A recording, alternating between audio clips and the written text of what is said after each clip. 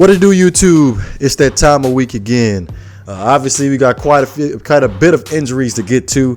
Feel like we just got pushed back to square one, honestly. But quick recap of last week. I ended up getting the dub against the San Diego Chargers. Can't be any more excited for this. Well, I'm kind of iffy about it. It's like I said, we're going back to square one with Brandon Albert dislocated his wrist. I swear. Before this season even started, like when we began this year's off season, I was like, yo, Brandon Albert got to go. This dude is fragile as I don't know what. If you blow on this dude, he gets hurt. Like last year, man, tore his ACL. Before he even did that, injured his tailbone, injured his elbow, injured his neck. I swear, it's always something with Brandon Albert. He's always hurt. Like I said, we're going back to square one. Same thing with Mike Pouncey. Now, Mike Pouncey, I think the Miami Dolphins have a huge decision to make at the end of the season about Mike Pouncey because he keeps on re-injuring that hip, and he's going to be out for some time as well. So like I said, back to square one.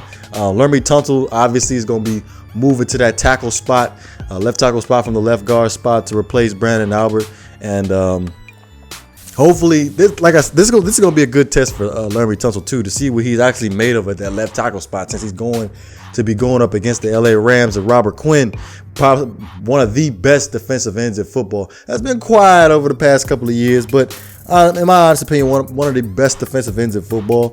But get into the preview part. Jared Goff is actually going to make his first official start for the LA Rams. I say go by all means. By all means, you want to go up against the best defensive line in football and you want to throw Jared Goff in there, you ain't going to get much out of him. Well, hey, by all means, well, we welcome that. We welcome that. But kick it off with the offense. With Mike Pouncey and Brandon Albert being out, like I always say, I hope to establish a running game. Like I don't want it to go back to what it was before, where nobody was blocking. Even Juwan James was stepping up. Now that I'm thinking about it, he was stepping up big time when Mike Pouncey and Brandon Albert came back. Like he didn't give up. Well, he did give up one sack, I believe. He gave up one sack, but hey, it is like I said. He gave up multiple sacks. I believe it was like almost 5 sacks he gave up in the first 4 weeks of the season. But yeah, hopefully establish a run game, like to make sure that threat is there, that Jay Ajayi can run the ball hard and, establish fear in the defense. And the LA Rams have one of the best defensive lines of football as well, have the best, arguably the best defensive tackle in football in Aaron Donald. And like I said before, Robert Quinn, one of the best defensive ends in football, can turn the ball over anytime. So it's imperative that we get the ball out. Well, Ryan Tannehill get the ball out quick so he doesn't end up getting sacked. But defensively, all I can say is load the box and stop Todd Gurley. Todd Gurley this year is not playing too well. He's averaging about 3.1 yards a carry.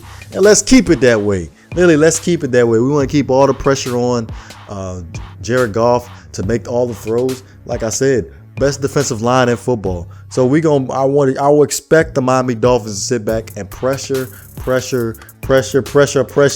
Jared Goff. That's the best thing you could ever do for a rookie, is to pressure a rookie quarterback. That's the best thing you could ever do, playing against a rookie.